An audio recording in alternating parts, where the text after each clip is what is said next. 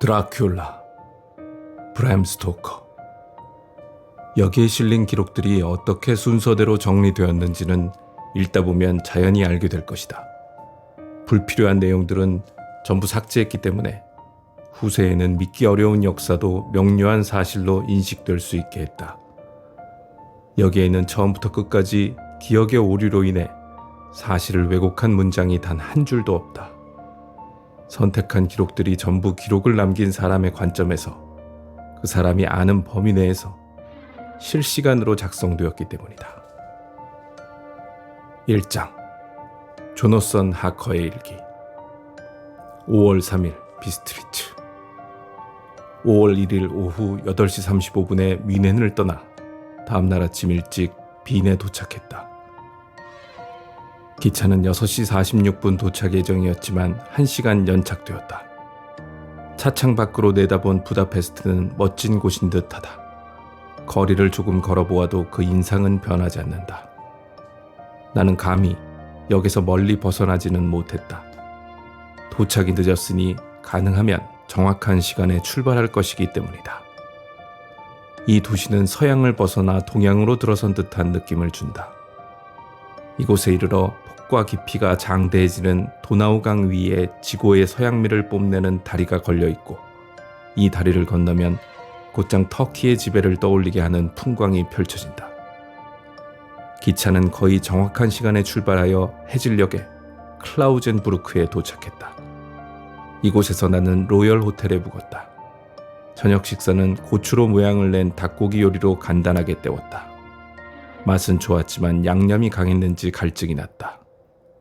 웨이터에게 물으니 요리 이름은 파프리카핸들이며 카르파티아 산맥을 따라 이어진 곳이면 어디서나 맛볼 수 있는 서민적인 요리라고 했다. 어설픈 실력이지만 독일어를 조금이라도 할 줄 아는 것이 이곳에서는 큰 도움이 된다.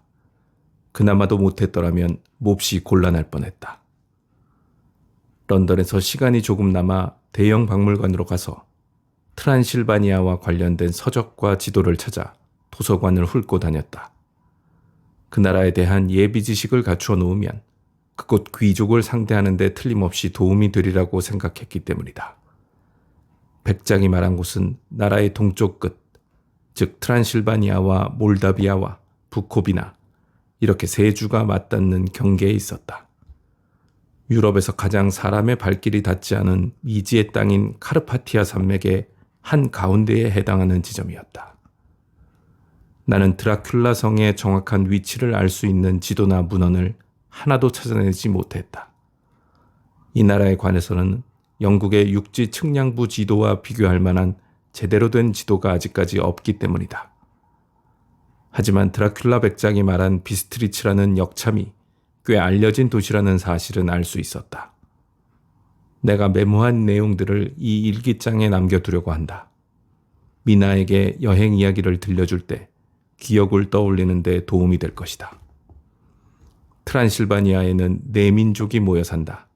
남쪽에는 섹스인과 왈라키아인이 섞여 살고 서쪽에는 마자르인, 동쪽과 북쪽에는 세케인이 거주한다. 나는 세케인의 지역을 찾아가는 중이다. 그들은 훈족을 이끌었던 아틸라의 후손이라고 한다. 어쩌면 맞는 얘기인지도 모른다. 11세기에 마자르인이 나라를 정복했을 때 그곳에는 이미 훈족이 살고 있었기 때문이다. 내가 읽은 내용에 따르면 세상에 알려진 모든 미신은 말편자 형태를 이룬 카르파티아 산맥 안으로 모여든다고 한다. 그곳이 마치 상상의 소용돌이의 중심이기라도 한 것처럼 말이다. 만일 그렇다면 이번 방문은 상당히 흥미진진할 것이다. 침대가 편했는데도 온갖 괴상망측한 꿈들을 꾸어대느라 잠을 푹 자지 못했다. 내가 묵은 객실 창문 밑에서 밤새도록 개 한 마리가 길게 울었는데 그 때문인지도 모른다. 아니면 파프리카가 문제였을 수도 있다. 유리주전자의 물을 다 비웠는데도 아직까지 목이 마르다. 동이 훤히 틀 무렵 간신히 잠에 들었다가 끈질기게 방문을 두드리는 소리에 잠에서 깼다. 잠깐이지만 깊이 잠들었던 모양이다. 아침 식사로 또 파프리카를 먹었다. 그리고 옥수수 가루로 순죽인 마말리가와 다진 고기를 채운 가지 요리인 인플레타타를 먹었는데 특히 인플레타타는 맛이 아주 훌륭했다. 열차가 8시 조금 전에 출발할 예정이었으므로 서둘러 아침 식사를 마쳤다. 하지만 7시 30분에 역으로 돌진해 들어온 열차는 좌석에 앉아 1시간 넘게 기다린 뒤에야 움직이기 시작했다. 동쪽으로 갈수록 열차 시간이 엉망인 듯하다. 그렇다면 중국에서는 어떨까? 열차는 하루 종일 꾸물꾸물 풍경 속을 헤치고 나아갔다. 차창 밖으로 각양각색의 아름다움이 펼쳐졌다. 옛날 기도서에서 볼 수 있는 것처럼 깎아지른 벼랑 꼭대기에 작은 마을이나 성이 모여있는 모습이 나타나기도 했고 강이나 시내가 나란히 달리기를 하기도 했다. 물길 양편에 널찍한 안방까지 출렁출렁 물이 불어나 있었다. 많은 양의 물이 세차게 흘러야 강변이 깨끗이 씻겨나갈 것이다.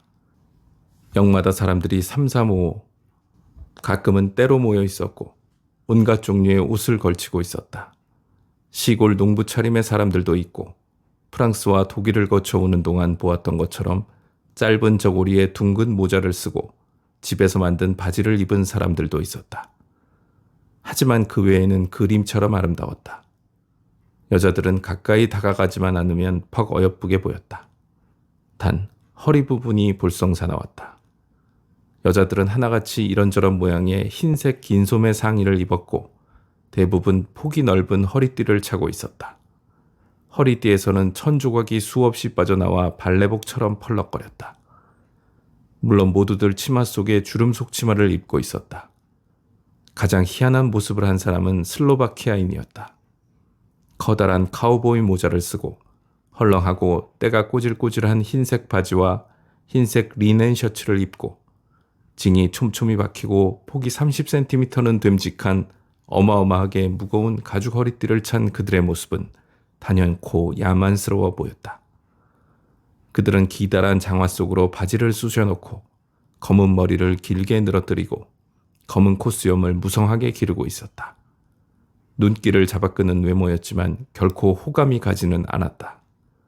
무대에 올려놓으면 그 즉시 동양의 산적대처럼 보일 것 같았다. 하지만 이야기를 들어보니 전혀 남에게 해를 끼치는 사람들이 아니라고 한다. 오히려 당연한 자기 주장조차 할 줄 모르는 순한 사람들이었다. 땅거미가 내린 뒤 열차가 비스트리츠에 도착했다. 비스트리츠는 상당히 흥미로운 고도였다. 사실상 변경에 위치하는 도시로서 평탄한 삶을 살아왔다고는 할 수 없는 곳이었고 그러한 역사의 흔적들을 간직하고 있었다. 50년 전 5차례에 걸쳐 대화재가 발생하면서 도시는 크게 황폐해졌다. 17세기 벽두에 발생한 화재는 3주 동안이나 계속되었고 거기에 기근과 역병까지 겹쳐 1만 3천 명이 목숨을 잃었다. 드라큘라 백작이 일러준 대로 골든 크론 호텔을 찾아갔다. 그 호텔은 대단히 고풍스러운 건물이었다. 물론 나는 최대한 이 나라를 속속들이 구경하고 싶었으므로 이 사실을 알고 너무나 기뻤다.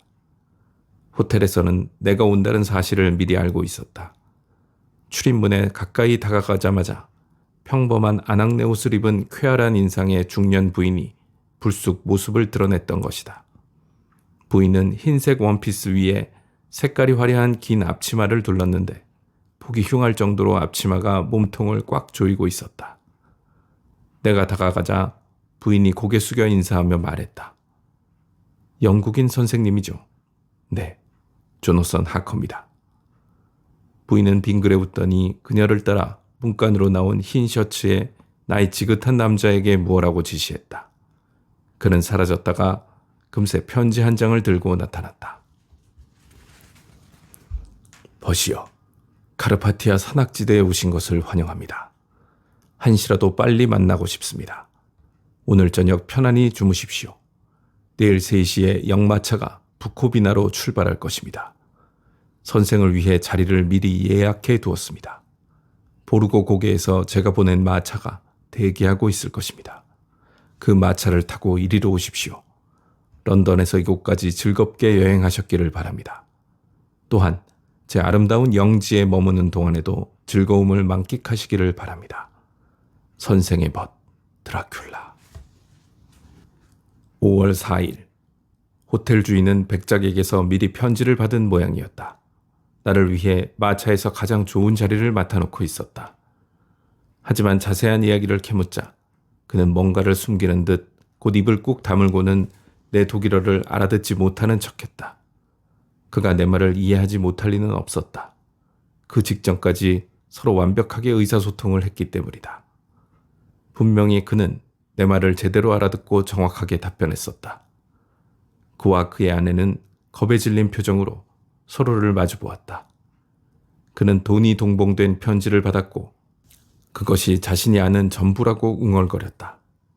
내가 드라큘라 백작을 아느냐고 물으며 그의 성에 대해 이야기를 좀 해달라고 청했더니 두 사람 모두 이마에서 가슴에 걸쳐 십자가를 긋고는 전혀 아는 바가 없다는 말과 함께 그만 입을 다물어버리고 말았다. 출발 시간이 다 되어 더 이상 다른 사람에게 물어볼 여유가 없었으므로 내 마음은 의욕으로 불안하게 술렁였다.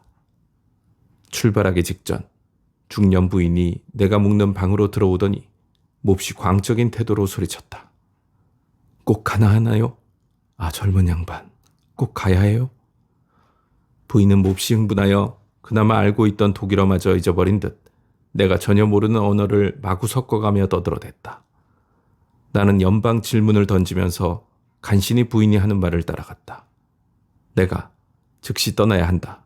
중요한 용무가 있다라고 말했더니 부인이 다시 물었다. 오늘이 무슨 날인지 알아요? 나는 5월 4일이라고 대답했다. 부인이 고개를 흔들더니 다시 소리쳤다. 아, 그렇죠. 나도 알아요. 안다고요. 그런데 무슨 날인지 아느냐고요. 내가 무슨 뜻인지 모르겠다고 대답하자 부인이 말했다. 오늘은 세례 요한의 축일 전날이에요. 오늘 밤 시계가 자정을 울리자마자 세상에 온갖 사악한 것들이 풀려나와 날뛴다는 사실을 정말 모른단 말이에요. 선생이 지금 어디로 가고 있는지, 무엇을 향해 가고 있는지 정말 몰라요? 부인이 몹시 흥분한 상태였으므로 나는 그녀를 진정시키려고 해보았지만 소용없었다. 부인은 마침내 무릎을 꿇더니 제발 가지 말라고 애원했다. 꼭 가야 한다면 하루 이틀만이라도 더 기다렸다가 출발하라고 사정했다. 이 모든 것이 대단히 우습게 느껴졌지만 그렇다고 내 마음이 편한 것은 아니었다. 어쨌거나 해야 할 일이 있는 이상 쓸데없이 지체할 수는 없었다. 나는 부인을 붙잡아 일으키려 하면서 짐짓 근엄한 말투로 신경 써줘서 고맙지만 일이 급하니 갈 수밖에 없다고 이야기했다. 부인은 자리에서 일어서더니 눈가를 훔치고는 목에 걸고 있던 십자가를 벗어 나에게 건넸다. 성공회 신자인 나는 어떻게 해야 할지 몰라 난처했다. 십자가를 지니는 것은 우상숭배에 해당한다고 배웠기 때문이다. 하지만 나의 지긋한 부인이 나를 도와주려는 마음에서 내민 선물을 거절하는 것은 지나치게 무례한 행동인 것 같았다. 게다가 부인은 몹시 흥분한 상태였다. 내 얼굴에 주저의 빛을 보았는지 부인은 내 목에 직접 묵주를 걸어주고는 선생의 어머니를 위해서예요 라고 말한 뒤 방에서 나갔다. 나는 마차를 기다리는 동안 이 일기를 적고 있다. 십자가는 아직까지 내 목에 걸려 있다. 부인의 두려움 때문인지 귀신과 관련된 이 지역의 수많은 풍습 때문인지 십자가 목걸이 때문인지는 잘 모르겠지만 어쨌든 내 마음은 평소와 달리 편안하지가 않다. 이 일기장이 나보다 먼저 미나에게 닿는 일이 생긴다면 그녀에게 작별 인사를 전해주었으면 좋겠다. 마차가 왔다. 5월 5일 성. 새벽 어스름이 거치고 먼 지평선에 태양이 높이 떠올랐다. 지평선은 나무 때문인지 언덕 때문인지는 모르겠지만 들쭉날쭉하게 보인다. 거리가 너무 멀어 큰 것과 작은 것들이 한데 뒤섞여서 분간할 수가 없는 탓이다. 밤을 새웠는데도 별로 졸리지 않다. 내가 잠에서 깨기 전까지 일부러 깨우는 사람이 없으므로 자연히 졸릴 때까지 글을 쓰게 된다. 일기에 적고 싶은 신기한 일들이 많다.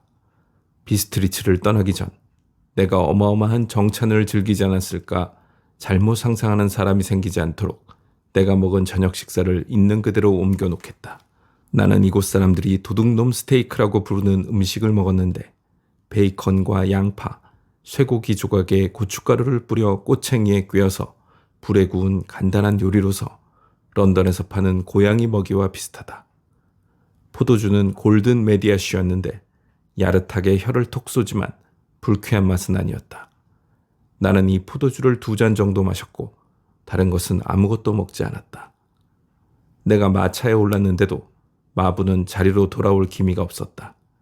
그는 세탁부와 이야기를 나누고 있었다. 두 사람이 이따금 내 쪽을 흘끗거리는 폼이 분명히 내 이야기를 하는 듯했다. 문 밖 벤치에 앉아있던 사람들 중 몇몇이 두 사람에게 다가가 귀를 기울이다가 가엾다는 표정으로 나를 바라보았다. 그들의 대화 속에서 자꾸 반복되는 단어가 여러 개 있었는데 무리 중에 여러 나라 사람이 섞여 있었으므로 내게는 완전히 낯선 단어들이었다. 가만히 가방에서 다언어 사전을 꺼내 살펴보았더니 결코 기분 좋은 말들이 아니었다. 그 중에는 오어독, 악마, 포콜, 지옥, 스트레고이카, 마녀, 브롤록과 불코슬락 등이 있었다. 마차가 출발할 무렵 숙소 문간에 모인 사람들은 상당히 늘어나 있었다. 그들이 손가락 2개를 겹쳐 십자가 모양을 만들어서 나를 향해 쳐들었다. 동승한 승객에게 그 몸짓이 의미하는 바를 어렵사리 전해 들을 수 있었다.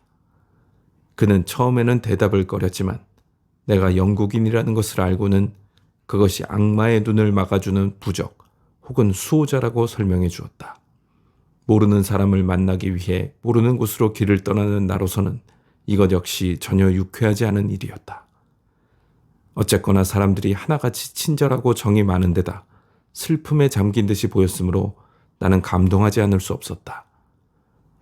마지막으로 바라보았던 숙소 앞마당의 광경은 결코 잊지 못할 것이다. 마당 한가운데에 빽빽하게 돋아난 짙푸른 협죽도와 오렌지 나무를 배경으로 그림 같은 사람들이 넓은 아치문 둘레에 둥그렇게 모여서서 다 같이 십자가를 긋고 있었다. 이윽고 마부가 통이 어마어마하게 넓은 리넨 벤치로 마부석을 뒤덮고는 4마리의 조랑말을 향해 기다란 채찍을 휘두르자 말들이 나란히 달려나갔고 그렇게 여행이 시작되었다. 곧 사람들의 모습이 시야에서 사라졌고 나는 아름다운 풍경에 넋이 빠져 귀신에 대한 두려움 따위는 까맣게 잊고 말았다. 하지만 동승한 승객들이 사용하는 말들을 알아들었더라면 사람들의 모습을 쉽사리 기억 저편으로 던져버리지는 못했을 것이다. 숲이 빽빽하게 들어찬 푸른 구릉지가 눈앞에 펼쳐졌다. 이따금 가파른 언덕이 나타났고 꼭대기에는 덤불숲이나 농가가 모여 있었다. 길에 면한 농가의 박공벽은 아무 장식도 없이 비어 있었다.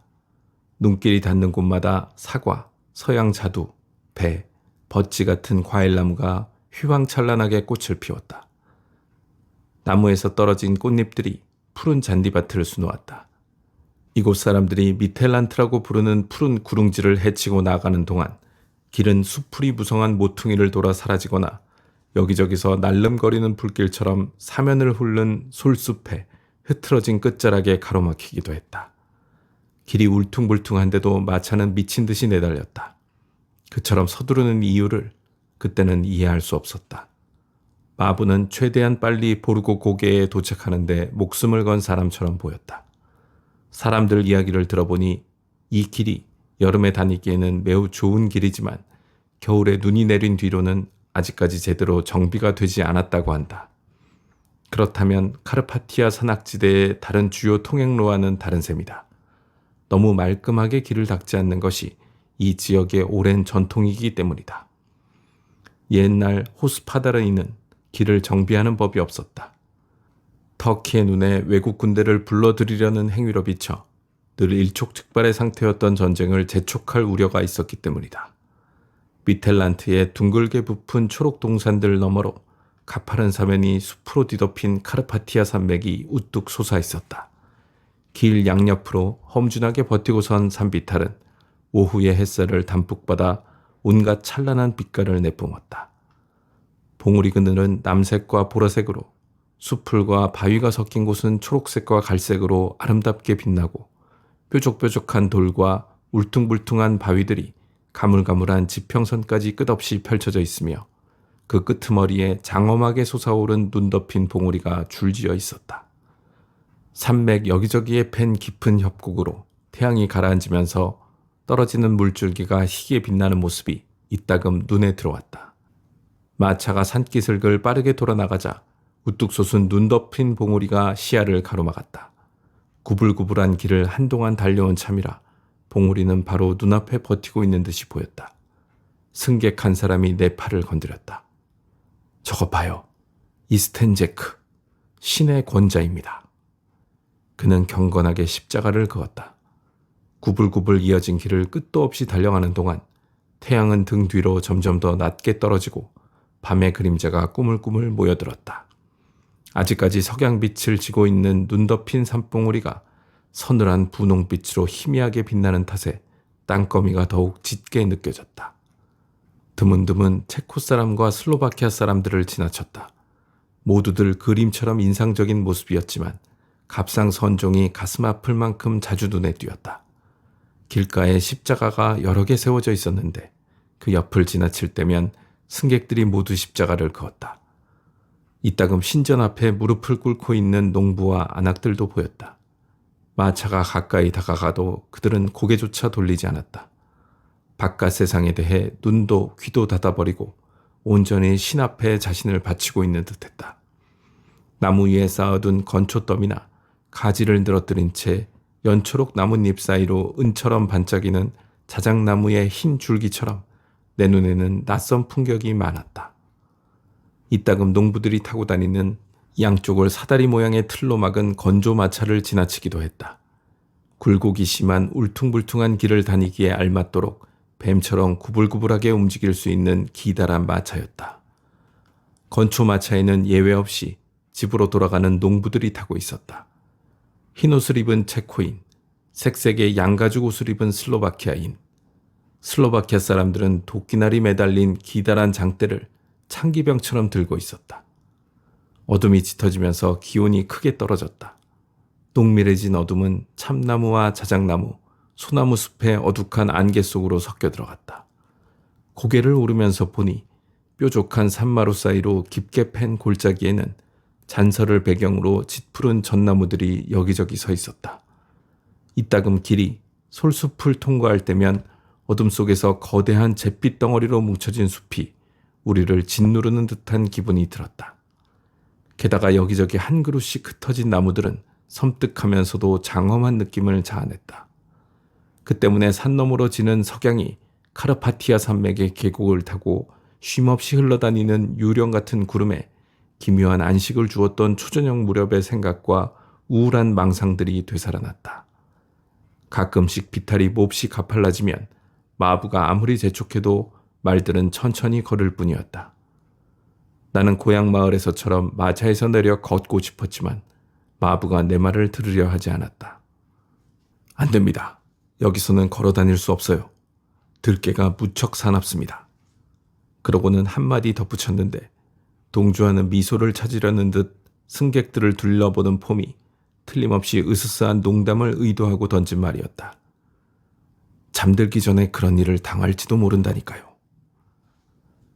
그가 유일하게 멈춘 때는 등불을 켜는 짧은 순간뿐이었다. 날이 어두워지자 불안해진 승객들이 마부를 향해 앞다투어 한마디씩 던졌다. 좀 더 속력을 내라는 뜻이었다. 마부는 말들을 향해 기다란 채찍을 무자비하게 휘두르고 사납게 고함을 지르며 말들이 온 힘을 다하도록 재촉했다. 잠시 후 어둠을 뚫고 저 멀리 잿빛 띠 같은 것이 나타났다. 그것은 언덕 사이에 갈라진 틈처럼 보였다. 승객들의 불안은 점점 더 심해졌다. 미친 듯이 달리는 마차는 거대한 가죽 용수철 위에서 풍랑을 만난 조각배처럼 흔들렸다. 나는 무엇이라도 붙잡아 몸을 지탱해야 했다. 길이 평평해지자 마차는 날듯이 달렸다. 이윽고 산이 양옆으로 바짝 다가들어 우리를 위압적으로 내려다보았다. 마차가 보르고 고개로 들어선 것이다. 승객 몇 사람이 차례차례 내게 선물을 내밀었다. 그들은 거절을 용납하지 않겠다는 듯이 물건을 내 손에 꼭 쥐어주었다. 말할 것도 없이 이런저런 잡다한 물건이었지만 거기에는 순수하고도 선한 믿음과 다정한 말, 축복이 곁들여졌다. 그들의 행동에는 비스트리치의 호텔 마당에서 보았던 사악한 눈을 막기 위한 십자가 표시처럼 묘한 두려움이 깃들어 있었다. 마차가 전속력으로 내달리는 동안 마부는 앞으로 몸을 굽혔고 승객들은 마차 난간 밖으로 고개를 빼고 어둠 속을 뚫어지게 바라보았다. 손에 땀을 쥐게 하는 어떤 사건이 일어나고 있거나 곧 일어날 듯한 분위기였다. 여러 사람에게 물어보았지만 누구 하나 간단한 설명이라도 해주는 이가 없었다. 이러한 긴장 상태가 얼마간 지속되다가 마침내 고개가 끝나고 동편이 활짝 열렸다. 머리 위에는 검은 구름이 뭉게뭉게 솟았고 대기가 우르릉 우르릉 무겁게 울렸다. 마치 산맥을 중심으로 하늘이 양편으로 갈려 있고 우리 일행이 막 천둥의 대기 속으로 들어선 것만 같았다. 나는 백작에게로 나를 데려다 줄 마차를 찾았다. 캄캄한 허공 속에서 환히 빛나는 등불이 보이기를 이제나 저제나 기다렸지만 칠흑 같은 어둠뿐이었다. 우리 마차에 매달려 불안스레 흔들리는 등불이 유일한 불빛이었다. 그 불빛 속으로 시근거리는 말들의 몸에서 김이 흰 구름처럼 피어올랐다. 눈앞에 희끄무레한 모래길이 뻗어 있었지만 마차가 올 기미는 보이지 않았다. 승객들이 안도의 한숨을 내쉬며 등을 기댔다. 그 모습이 내 실망을 조롱하는 듯이 느껴졌다. 마부가 시계를 쳐다보고 다른 승객들에게 무엇인가 이야기하고 있을 때 나는 이미 앞으로 어떻게 해야 좋을지 생각하고 있었다. 마부의 목소리는 몹시 나직해서 내 귀에는 잘 들리지 않았지만 아마도 1시간이 채 안 남았어 라고 이야기하는 듯했다.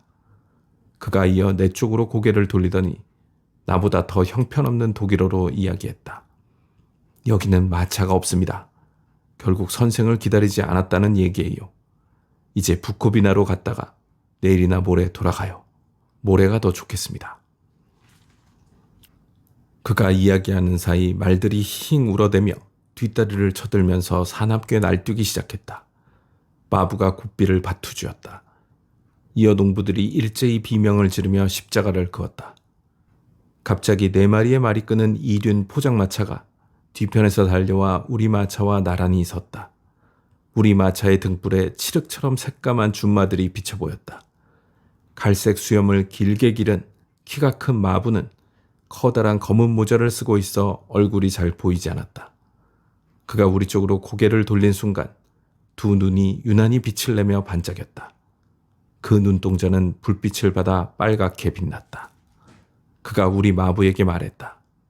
친구, 오늘은 빨리 오셨군. 마부가 더듬거리며 대답했다. 영국인 선생이 급하다고 해서. 낯선 마부가 말꼬리를 가로챘다. 그래서 영국인 선생을 부코비나로 보내려 했나? 날 속일 생각은 말게 친구. 난 그렇게 어리석지 않아. 게다가 내 말들은 매우 빠르지. 그가 빙긋이 웃으며 말했다. 등불에 비친 입술은 무섭도록 새빨갰고 상아처럼 힘이 있는 날카로워 보였다. 승객 중 한 사람이 다른 이에게 뷔르거의 시 레노레 중 한 구절을 속삭였다. 죽은 자는 빠르게 말을 달리기 때문이라네. 낯선 마부도 분명히 그 소리를 들은 듯 고개를 들더니 번뜩이는 미소를 지었다. 승객이 고개를 돌리면서 손가락 2개로 십자가를 만들었다. 선생의 짐을 이리 주게. 낯선 마부가 말했다. 내 짐은 놀라우리만큼 신속하게 건네어져 포장마차에 실렸다. 나는 마차에서 내렸다. 포장마차가 바로 옆에 있었으므로 마부가 손을 내밀어 내 팔을 잡아주었다. 그 손와기 힘이 몹시 억셌다. 힘이 매우 센 사람인 듯 했다.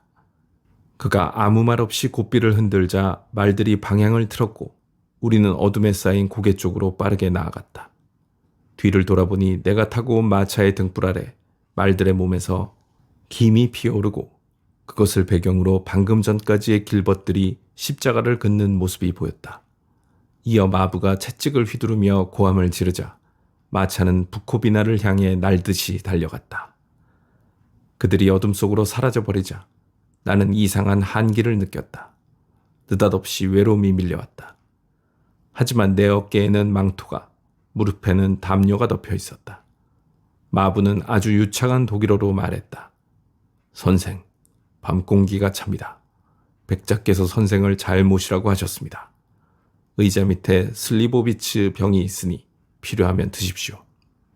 나는 술을 마시지는 않았지만 그것이 그 자리에 있다는 사실만으로도 위안이 되었다. 기분이 약간 묘하기는 했지만 조금도 무섭지는 않았다. 그래도 이 미지의 밤여행 대신 다른 것을 할 수 있었다면 그것을 택했으리라는 생각이 들기는 했다. 마차는 쏜살같이 곧게 내달리다가 완전히 방향을 틀어 다른 길로 접어들었다. 똑같은 자리를 끝도 없이 뱅뱅 돌고 있는 것처럼 느껴졌으므로 무언가 특징적인 지점을 찾았지만 그것도 마찬가지로 반복되었다. 도대체 어떻게 된 일이냐고 마부에게 물어보는 것이 마땅했겠지만 그렇게 하고 싶지는 않았다. 마부가 일부러 시간을 늦추기 위해 그러고 있는 것이라면 지금의 내 처지에서 저항해 보았자 아무 소용도 없다는 생각이 들었기 때문이다. 시간이 얼마나 흘렀는지 궁금해서 성냥을 그어 불빛에 시계를 비춰보았다. 몇 분만 있으면 자정이었다. 그 사실을 알고 나는 깜짝 놀랐다. 최근의 경험으로 인해 나도 자정과 관련된 일반적인 미신을 믿게 되었기 때문인 듯했다. 나는 속이 울렁거리는 긴장감을 느끼며 가만히 기다렸다. 이윽고 길 저편 어느 먼 농가에서 개 한 마리가 긴 소리로 울었다. 겁에 질린 듯 길고도 괴로운 울부짖음이었다. 이어 다른 개가 그 소리를 이어받고 또 다른 개가 이어받고 다시 또 다른 개가 이어받다가 마침내는 보르고 고개를 따라 나지막이 한숨 짓는 바람을 타고 걷잡을 수 없는 울부짖음이 울려 퍼졌다. 그 소리는 밤의 어둠을 뚫고 상상력이 미칠 수 있는 거리까지 온 사방에서 들려오는 듯했다. 울음소리가 처음 들렸을 때 말들은 움찔하며 뒷발로 고추섰다. 마부가 살살 달래자 곧 진정되기는 했으나 갑자기 놀라 한바탕 질주를 한 듯 몸을 떨며 땀을 흘렸다. 이윽고 마차 양편의 300 넘어 먼 곳에서 더 크고 날카로운 울음소리가 들려왔다. 늑대였다. 말과 나는 똑같이 반응했다. 나는 하마터면 마차에서 펄쩍 뛰어내려 달릴 뻔했는데 바로 그 순간 말들이 뒷발을 쳐들고 일어서더니 미친 듯이 내달렸다. 마부는 엄청난 힘을 발휘해 말들이 날뛰지 못하도록 제어했다. 내 귀는 곧 울음소리에 익숙해졌고 말들도 잠잠해져 마부가 자리에서 내려와 그 곁에 설 수 있을 정도가 되었다. 그는 말들을 부드럽게 어루만지면서 귀에 대고 무어라고 속삭였다. 전문적으로 말을 길들이는 사람들이 그런 식으로 한다는 얘기를 들은 적이 있다. 그의 애무는 놀라운 효과를 발휘하여 말들은 상당히 유순해졌지만 그래도 여전히 몸을 떨고 있었다. 마부가 다시 자리에 앉아 콧비를 흔들자 마차는 전속력으로 내달렸다. 이번에는 고개의 끝까지 달려갔다가 갑자기 오른편에 좁고 가파른 내리막길로 접어들었다. 우리는 곧 나무에 둘러싸였다. 이곳의 나무들은 머리 위에서 아치를 이루고 있어 마치 터널을 빠져나가는 듯한 기분이 들었다. 이번에도 거대한 바위들이 위압적으로 양편에 버티고 서서 우리를 호위했다. 닫힌 공간에 있는데도 바람이 이는 소리가 들려왔다. 바람은 바위 틈을 뚫고 들어와 신음하며 울어댔고 마차가 휩쓸고 지나가면 나뭇가지들이 서로 몸을 부딪혔다. 갈수록 추워지더니 고운 가루 같은 싸락눈이 떨어지기 시작했고 곧 사방이 흰 눈으로 뒤덮였다. 매서운 바람에 아직까지 개들의 울부짖음이 실려왔지만 앞으로 나아갈수록 그 소리는 희미해졌다. 반면 늑대들이 으르렁대는 소리는 점점 더 가까워져 마치 사방을 에워싸고 좁혀오는 것만 같았다. 나는 끔찍한 공포심에 사로잡혔고 말들도 두려움을 공유하는 듯했지만 마부는 조금도 동요의 빛이 없었다. 그는 끊임없이 고개를 좌우로 돌리고 있었지만 나는 칠흑 같은 어둠 외에 아무것도 볼 수 없었다. 갑자기 왼편 먼 곳에서 희미하게 파란 불꽃이 일었다. 마부도 그것을 보았다. 그는 갑자기 말을 멈추고 땅으로 풀쩍 뛰어내리더니 어둠 속으로 사라졌다. 나는 어떻게 해야 좋을지 알 수 없었다. 늑대의 울음소리가 다가올수록 더더욱 어쩔 줄을 몰라 허둥거렸다.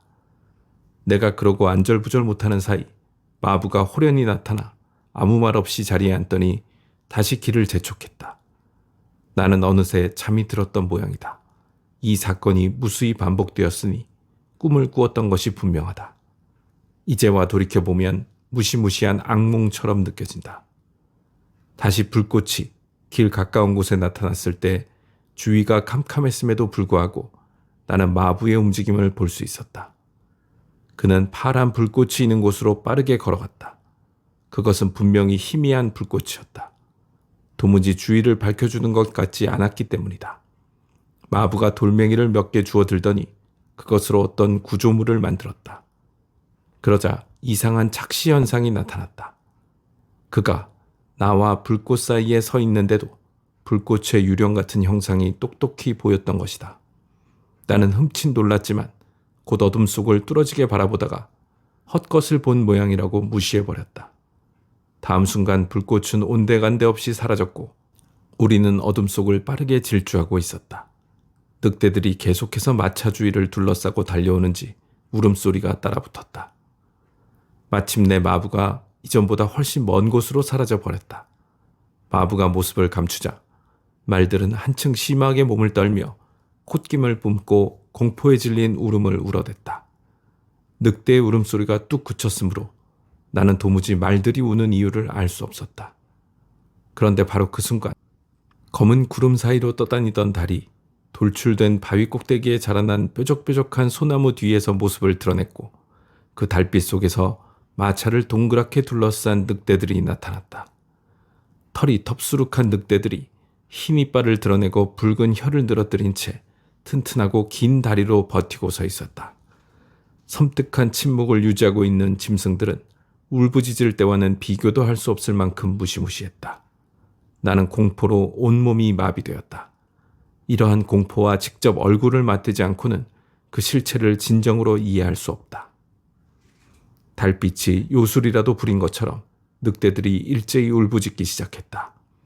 말들이 펄쩍 뛰며 뒷발로 일어섰고 안타깝게 눈알을 굴리며 헛되이 주위를 두리번거렸다.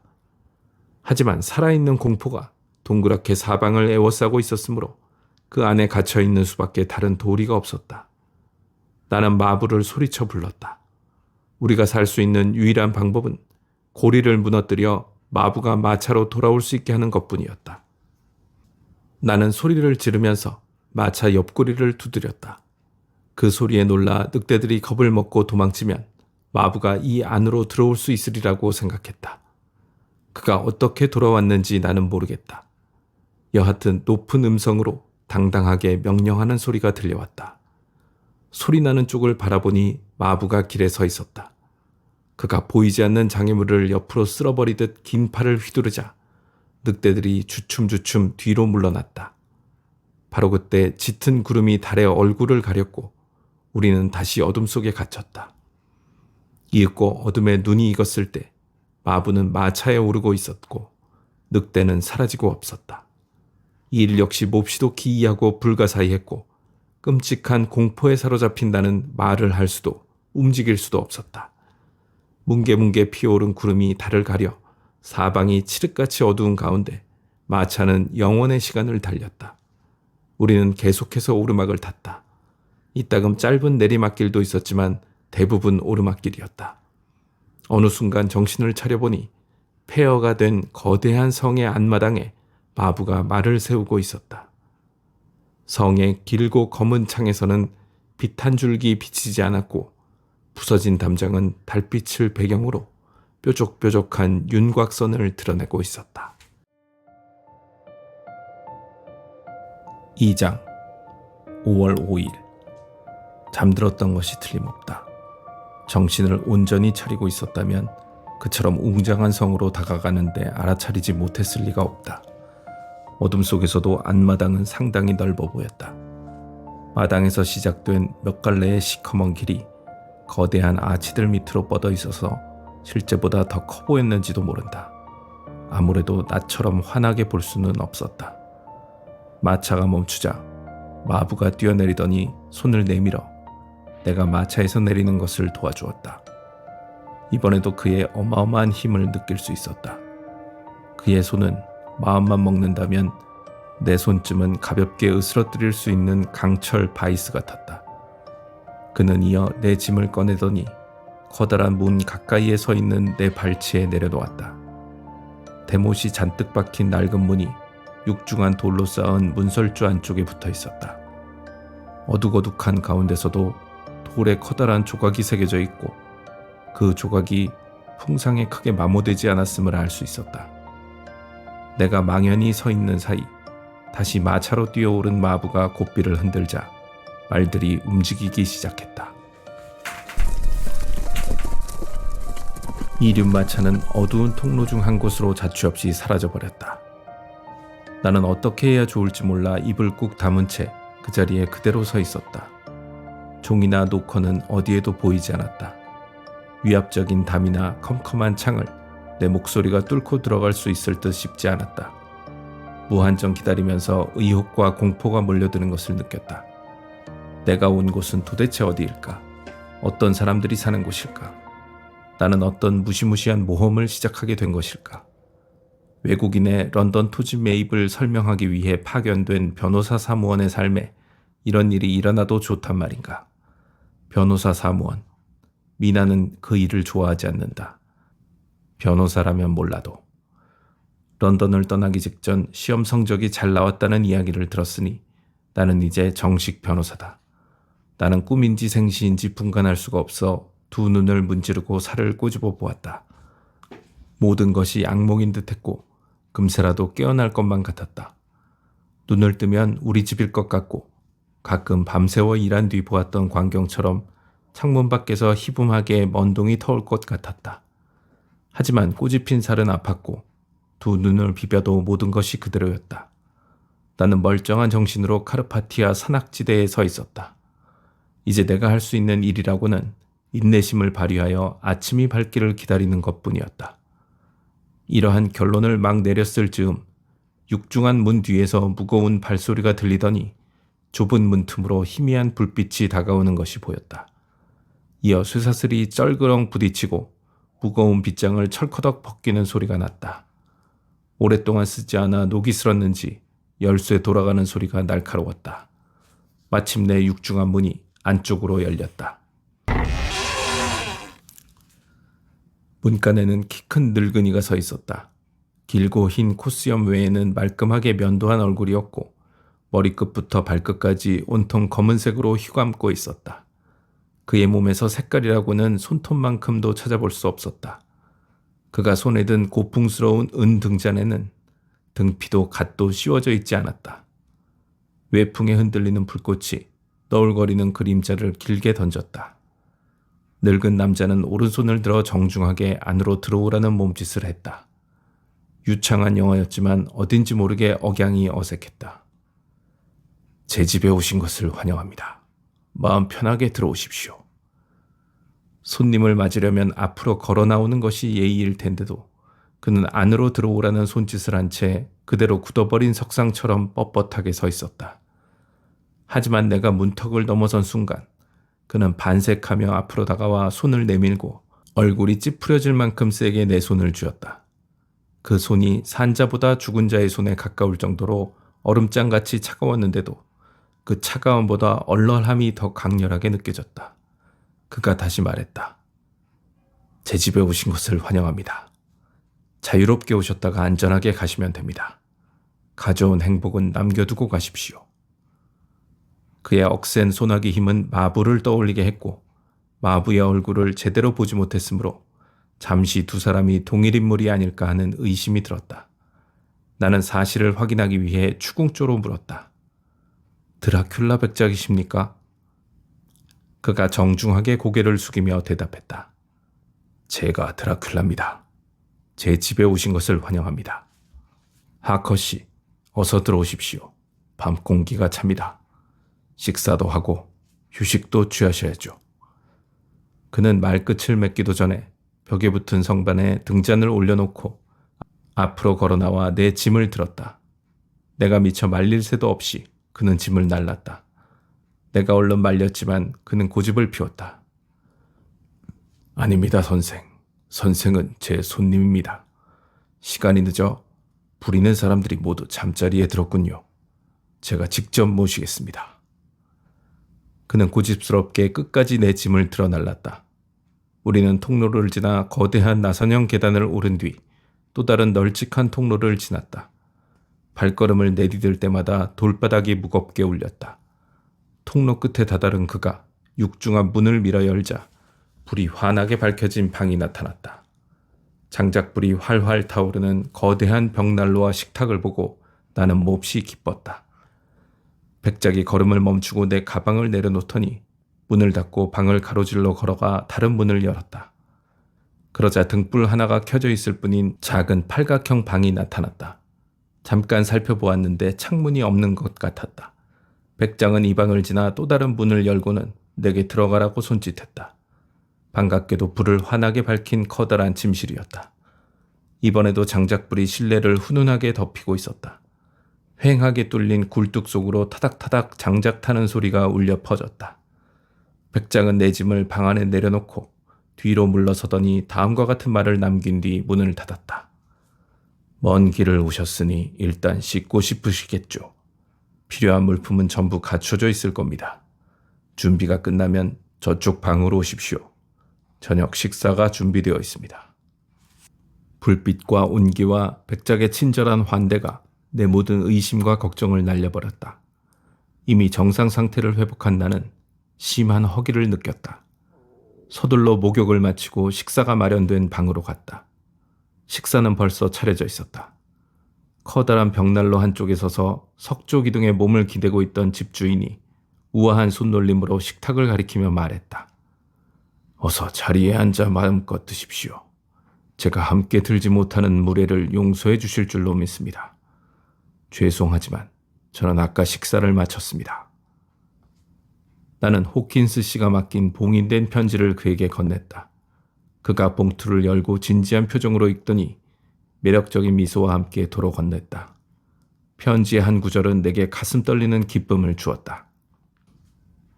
통풍의 발작이 몹시도 속상할 뿐입니다. 저는 이 질병을 만성적으로 앓고 있습니다. 그런 이유로 앞으로도 한동안 여행은 절대 할 수 없는 형편입니다. 하지만 다행히 저를 대신할 유능한 인재를 보내드릴 수 있게 되었습니다. 저는 이 사람을 전적으로 신임하고 있습니다. 그는 힘과 재능이 넘치는 젊은이로서 매우 믿음직한 성품의 소유자입니다. 또한 사려 깊고 과묵합니다. 제 밑에서 자라 어른이 되었으니 제 판단은 틀림이 없습니다. 그곳에 머무는 동안 백작을 충실히 모실 것이고 모든 문제에 관해 백작의 지시에 따를 것입니다. 백작이 다가와 직접 접시 덮개를 벗겼다. 먹음직스러운 통닭구이가 한눈에 들어왔다. 이와 함께 치즈와 샐러드, 오래된 토케이 포도주 한 병이 놓여 있었다. 나는 포도주 2잔을 곁들여 저녁을 먹었다. 그 사이 백작은 여행에 관해 여러 가지 질문을 던졌고 나는 그동안 경험한 것을 차근차근 이야기했다. 저녁 식사를 마치자 백작이 의자를 불가에 끌어다 놓고 시가에 불을 붙여 내게 권하면서 자신은 담배를 피우지 않으니 이해해달라고 말했다. 모처럼 백작을 찬찬히 살펴볼 기회가 생긴 나는 그의 골상이 매우 특이하다는 사실을 발견했다. 백작의 얼굴은 독수리와 매우 극도로 흡사했다. 코가 가늘고 콧마루가 높으며 콧구멍은 양옆으로 벌어져 있었다. 둥근 이마는 앞으로 툭 튀어나왔고 관자놀이 근처는 숱이 성겼지만 전체적으로는 머리숱이 많았다. 무성한 털이 한데 엉킨 길고 두꺼운 눈썹은 미간에서 거의 일자로 이어졌다. 빽빽한 콧수염 아래로 보이는 입은 단호했고 조금은 잔인해 보이기도 했다. 특이하게 생긴 날카롭고 흰 이가 입술 밖으로 튀어나와 있어서 그런지도 몰랐다. 눈에 띄게 새빨간 입술 때문인지 나이에 비해 대단히 원기왕성한 사람으로 보였다. 또한 귀는 핏기가 없으면서 끝이 매우 뾰족했다. 턱은 넓고 강인했으며 뺨은 홀쭉하면서도 탄력이 있었다. 전반적으로 피부색은 대단히 창백했다. 무릎에 얹은 손이 장작불에 비쳐 보일 때만 해도 나는 그의 손이 매우 희고 고운 줄만 알았는데 가까이서 보니 크기가 크고 손가락이 짧아 투박했다. 믿기 어렵겠지만 손바닥 한가운데에 털이 나 있었다. 손톱은 길고 아름다웠는데 끝이 뾰족하게 깎여 있었다. 백작이 내 쪽으로 몸을 기울여 두 손을 댄 순간 나는 나도 모르게 몸서리를 치고 말았다. 입냄새가 역하기도 했지만 갑자기 주체할 수 없는 욕지기가 올라와 태연히 앉아 있을 수가 없었다. 백작이 눈치를 채고 몸을 뒤로 젖히더니 섬뜩한 미소를 지으며 불가에 자기 자리로 돌아가 앉았다. 잠시 침묵이 흘렀다. 창밖을 바라보니 어슴푸레하게 동이 트고 있었다. 모든 것이 기이한 정적에 휩싸였다. 하지만 가만히 귀를 기울이자 저 아래 계곡에서 여러 마리의 늑대가 울부짖는 소리가 들려왔다. 백작의 눈이 번들거렸다. 그가 말했다. 들어보십시오. 밤의 자식들입니다. 얼마나 아름다운 음악입니까? 내 표정이 이상했는지 그가 덧붙였다. 선생 같은 도시 사람들은 사냥꾼의 감정을 이해할 수 없겠군요. 그는 자리에서 일어서며 말했다. 몹시 피곤하시겠죠. 잠자리가 준비되어 있으니 늦게까지 푹 주무십시오. 저는 볼일을 보고 오후나 되어야 돌아올 겁니다. 편안히 주무시고 좋은 꿈 꾸십시오. 그는 정중하게 고개 숙여 인사하고 팔각형 방으로 통하는 문을 손수 열어주었다. 나는 침실로 돌아왔다. 온갖 의문이 꼬리에 꼬리를 물고 이어진다. 의심스럽고 두렵다. 내 영혼이 도저히 용납할 수 없는 이상한 생각들이 떠오른다. 신이여, 저를 지켜주소서. 제 소중한 사람들을 위해. 5월 7일, 또다시 새벽이다. 지난 24시간은 편히 쉬고 즐겁게 놀았다. 어제 아침 저절로 눈이 떠질 때까지 늦도록 실컷 잤다. 나는 옷을 입고 저녁을 먹었던 방으로 가보았다. 아침 식사가 차려져 있었다. 음식은 모두 식었지만 불 위에 올린 냄비 속의 커피는 뜨거웠다. 탁자 위에 카드 한 장이 놓여 있었는데 다음과 같은 글귀가 적혀 있었다. 잠시 자리를 비워야 할 일이 생겼습니다. 기다리지 마십시오. D. 나는 자리에 앉아 양껏 배를 채웠다. 아침 식사를 마치고 종을 울려 하인들에게 식사가 끝났음을 알리려고 했지만 종을 찾을 수 없었다. 이처럼 호화롭게 꾸며놓은 집에 종이 없다니 이상한 일이었다. 정교하게 장식한 금제 식기는 어마어마하게 비쌀 것이다. 최고급의 아름다운 천으로 만든 커튼, 의자와 소파의 싸개천, 내 침대에 드리워진 장식천도 제작에 들어간 비용이 상상을 초월할 것이다. 모두 수백 년 전에 만들어졌지만 상태는 매우 양호했다. 햄턴 궁에서도 비슷한 것을 보았는데 전부 빛이 바래고 가장자리가 헤어지고 조미 쓸어 있었다. 그런데 또 한 가지 없는 것이 있었다. 그것은 거울이었다. 방은 말할 것도 없고 화장실에조차 거울이 없어서 가방에서 작은 휴대용 선코울을 꺼내 수염을 깎고 머리를 빗어야 했다. 게다가 아직까지 하인을 한 사람도 보지 못했고 늑대의 울음소리 말고는 성 근처에서 사람 소리를 들어본 적이 없었다. 식사를 마친 뒤 나는 읽을 거리를 찾았다. 백작의 허락도 받지 않고 성을 돌아다니고 싶지는 않았다. 하지만 그 방에서는 책이나 신문, 심지어 잡다한 읽을 거리조차 찾아볼 수 없었다. 방에 붙은 다른 문을 열어보았더니 서재였다. 내가 연 문의 반대편 문은 잠겨 있었다. 서재에는 반갑게도 영어로 쓰인 책이 무척 많았다. 잡지나 신문을 묶어놓은 서적류를 포함해 선반 전체가 전부 영어 책으로 채워져 있었다. 중앙의 탁자 위에는 영어 잡지와 신문이 흐트러져 있었는데 최근 것은 하나도 없었다. 책은 종류가 매우 다양했다. 역사, 지리, 정치, 정치경제학, 식물학, 지질학, 법학 등 하나같이 영국과 영국의 생활 및 풍습, 예절에 관련된 내용이었다.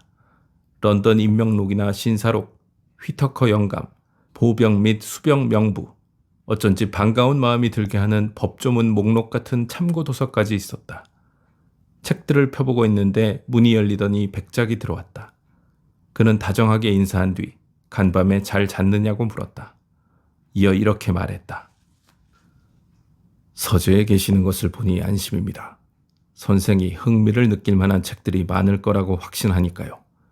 이 녀석들은 런던에 가봐야겠다는 생각이 처음 든 이후 지난 몇 년간 제게 좋은 친구가 되어주었습니다. 덕분에 즐거운 시간을 보냈죠. 이 친구들을 통해 저는 선생의 대영국을 알게 되었습니다. 알수록 사랑하게 되더군요. 거대한 런던의 번화한 거리를 걸어보고 싶기도 하고 꾸역꾸역 밀려들어 소용돌이 치는 인파의 한가운데에 서보고 싶기도 합니다. 그들의 삶을, 변화를, 죽음을, 영국인을 영국인답게 하는 그 모든 것을 공유하고 싶습니다. 하지만 안타깝군요. 아직까지 저는 선생의 언어를 책을 통해 알 뿐입니다. 친구여, 당신에게는 제가 영어를 쓸 줄 아는 것처럼 보입니까? 물론입니다. 백장님은 영어를 완벽하게 알고 사용하십니다. 백장은 진지한 표정으로 고개를 숙여 인사했다. 그처럼 과찬을 해주시다니 친구여 정말 감사합니다. 하지만 저는 제가 가고자 하는 길의 초입에서 어슬렁거리고 있을 뿐입니다. 말씀하신 대로 문법과 단어는 알지만 그것을 써서 말하는 법은 아직 모릅니다. 아닙니다. 나무랄 데 없이 유창하십니다. 그렇지 않습니다. 저는 잘 알고 있습니다. 제가 런던을 돌아다니며 말을 한다면 제가 이방인이라는 사실을 모를 사람이 어디 있겠습니까? 그것으로는 만족할 수 없습니다. 이곳에서 저는 귀족입니다. 지주죠. 평민들은 모두 저를 알고 있습니다. 저는 주인이에요. 하지만 타국에서 이방인이 되고 나면 아무것도 아닙니다. 사람들은 저를 모릅니다. 모른다는 것은 신경 쓰지 않는다는 뜻이죠. 저는 그 안에 완벽하게 섞이고 싶습니다. 제 모습을 보고 발걸음을 멈춘다거나 제 얘기가 들리면 하던 말을 끊고 이방인이군 이라고 말하는 일이 없었으면 좋겠습니다. 아니면 최소한 그 누구도 제 주인이 되어서는 안 된다고 생각합니다. 선생님은 엑서터에 사는 피터 호킨스 선생의 대리인으로서 런던의 새 소유지에 관해 이야기를 전하러 오셨지만 그것이 전부는 아닙니다. 부디 바라건대 이곳에 잠시 머물면서 제 억양을 바로잡아 주십시오. 제가 말하다가 실수를 하면 아무리 사소한 것이라도 곧바로 이야기해 주세요. 오늘은 오래도록 자리를 비워 대단히 죄송합니다만 처리해야 할 중대사가 많은 사람이니 용서해 주시겠죠? 물론 나는 기꺼이 돕겠다고 말했다. 그리고 이 서재에 아무 때나 들어와도 괜찮은지 물었다. 그야 물론이지요. 그는 덧붙여 말했다. 이 성에서 가고 싶은 곳은 어디든 마음대로 가셔도 좋습니다. 단, 문이 잠긴 곳은 예외입니다. 물론 들어가려고 하시지도 않겠지만요. 모든 것은 나름대로 다 이유가 있어서 그렇게 된 것입니다. 제 눈을 보고 제 생각을 아셨으니 좀 더 쉽게 이해하실 수 있을 겁니다. 내 생각도 그렇다고 대답하자 그가 말했다. 이곳은 트란실바니아입니다. 트란실바니아는 영국이 아닙니다. 우리네 방식은 선생네 방식과 다르니 선생에게는 이상하게 생각되는 일들이 많을 겁니다. 아니, 선생이 여기 오기까지 겪은 일들에 대해 말씀하시는 것을 들어보니 이곳에서 일어나는 이상한 일들에 대해 조금은 알고 계신 듯합니다만. 이렇게 해서 긴 대화가 이어졌다. 백작의 입장에서는 단지 말하기 위해서라도 말하고 싶어하는 것이 분명했다. 나는 이미 일어난 일이나 새로이 인식하게 된 일들에 관해 많은 것을 물어보았다. 백작은 가끔씩 내 이야기를 알아듣지 못한 것처럼 말꼬리를 돌려 대화의 방향을 틀어버리기도 했지만 대체로 질문에 솔직하게 답해 주었다. 시간이 흐를수록 나는 점점 더 대담해져서 전날 밤의 기이한 일들에 관해서도 물어보게 되었다.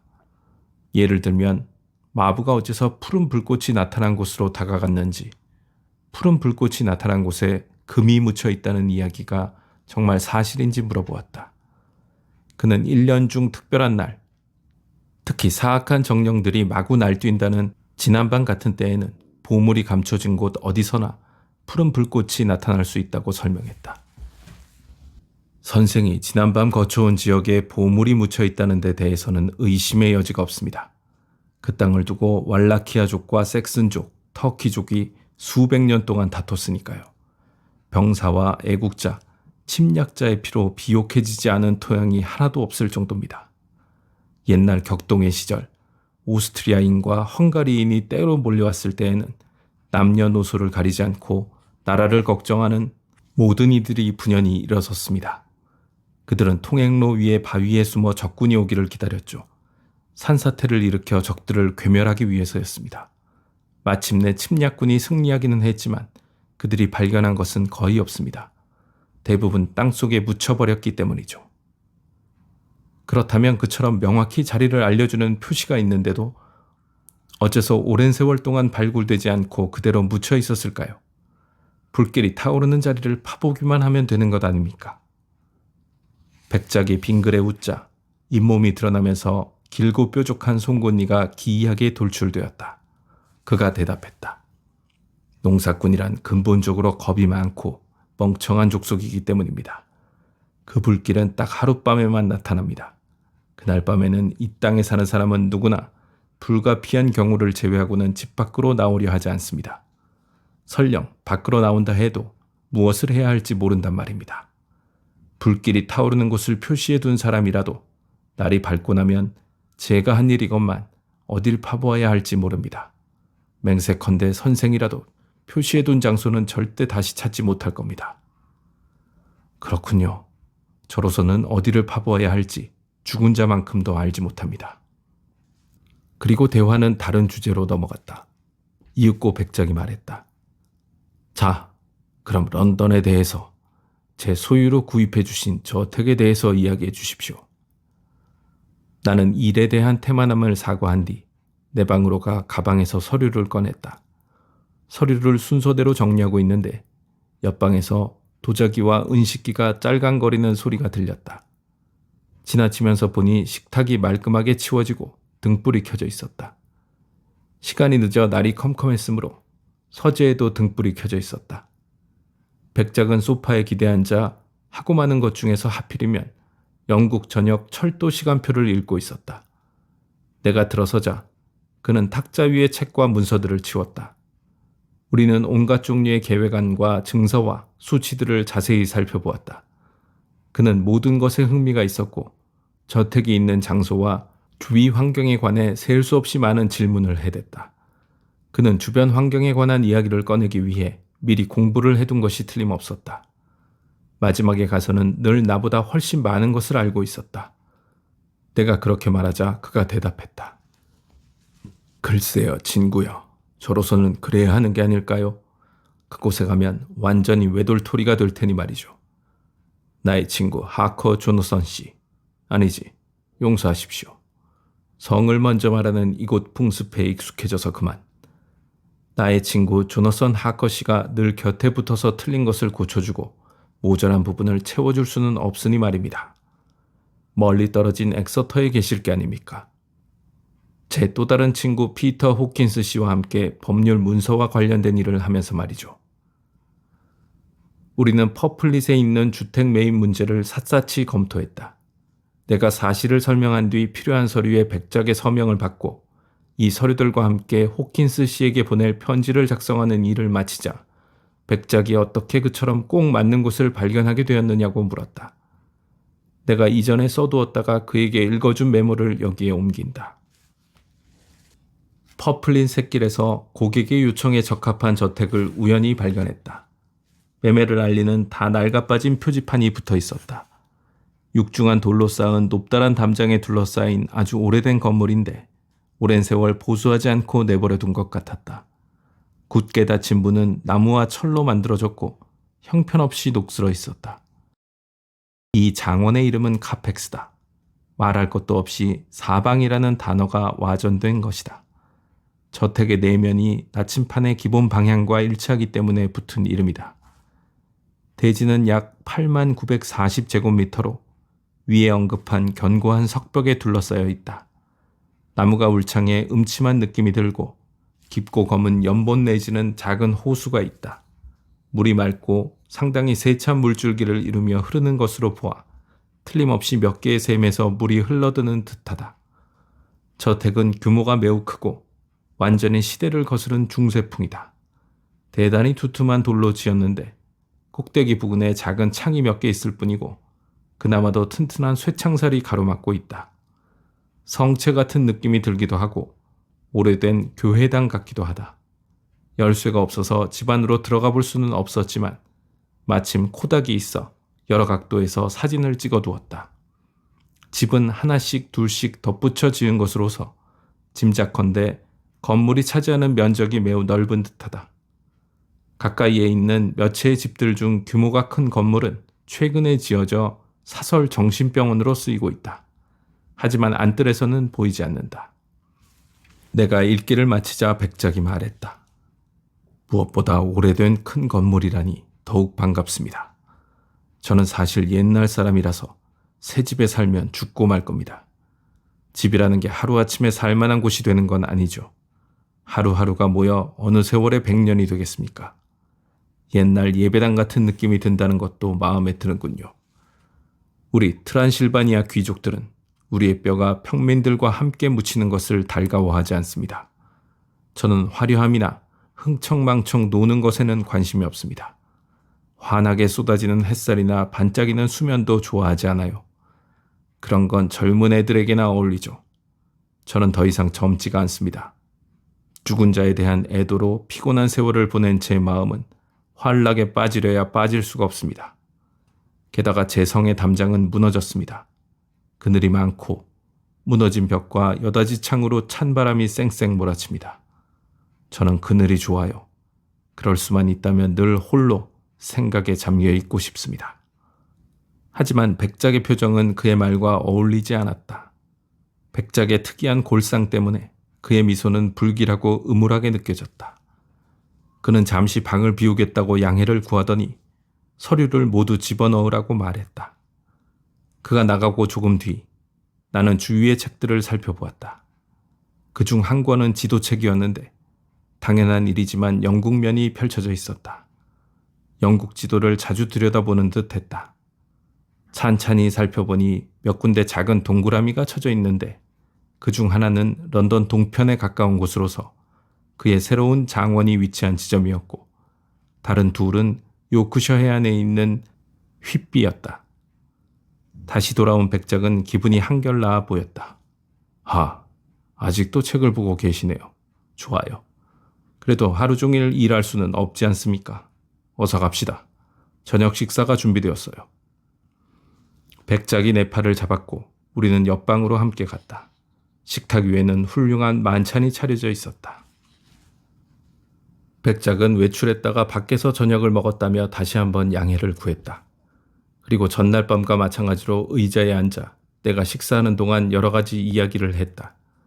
식사를 마치고 나는 전날 밤처럼 담배를 피웠는데 백작은 내 곁을 떠나지 않고 온갖 주제에 관해 끝도 없이 떠들어대고 질문을 던졌다.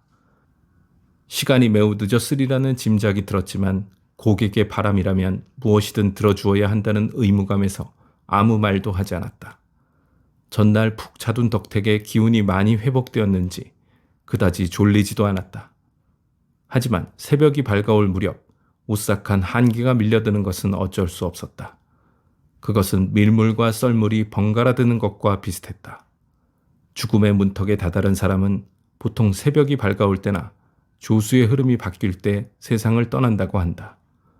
지쳤을 때나 한자리에 메인 듯한 느낌이 들 때 공기의 변화를 경험해 본 사람이라면 누구나 이 말에 동의할 것이다.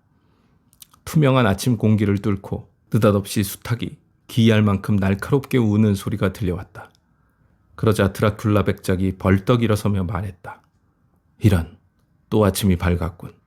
선생을 밤새도록 붙들어 두다니 내가 정신이 나갔어. 제 소중한 세조국 영국에 대해 조금 지루하게 이야기를 해주셔야겠습니다. 시간이 저도 모르게 쏜살같이 흐르니 말입니다. 백작은 이어 공손하게 고개를 숙인 뒤 방에서 나갔다. 나는 내 방으로 돌아와 커튼을 젖혔다. 눈에 띄는 것은 별로 없었다. 안뜰로 열린 내 방 창가에서 보이는 것이라고는 동이 터오는 따뜻한 잿빛 하늘뿐이었다. 나는 커튼을 닫고 일기를 썼다. 5월 8일. 일기를 쓰면서 점점 정신이 흐트러져 가는 것 같아 몹시 두렵다. 다행히 지금은 처음부터 이 순간까지 자세히 되짚어 볼 수 있을 만큼 차분한 상태다. 이 성과 성 안의 모든 것에는 어딘지 모르게 이상한 구석이 있어서 도무지 마음이 편하지 않다. 무사히 이곳을 빠져나가고 싶은 마음뿐이다. 아니, 애초에 이곳에 오지 않았더라면 밤마다 깨어있는 생활이 내게 악영향을 미치는 듯하다. 하지만 그것이 전부는 아니다. 누군가 이야기할 사람이 있다면 나도 참을 수 있다. 하지만 아무도 없다. 오로지 백작뿐이다. 그는 이 성에 사는 유일한 인간인 것 같다. 될 수 있으면 감정을 개입시키지 않고 사실만을 보려고 한다. 그러면 견뎌내기가 좀 더 쉬울 것이다. 상상력이 제멋대로 날뛰게 해서는 안 된다. 그랬다가는 끝이다. 이제 내가 어떻게 견뎌내고 있는지 또는 견뎌내는 것처럼 보이는지 적어보아야겠다. 침대에 누운 나는 겨우 몇 시간 눈을 붙이고는 도저히 잠이 오지 않아 자리에서 일어났다. 그리고 창가에 휴대용 거울을 걸어놓고 면도를 시작했다. 그런데 갑자기 어깨에 손이 얹히더니 백작의 목소리가 귓가에 울렸다. 안녕히 주무셨소. 나는 소스라치게 놀랐다.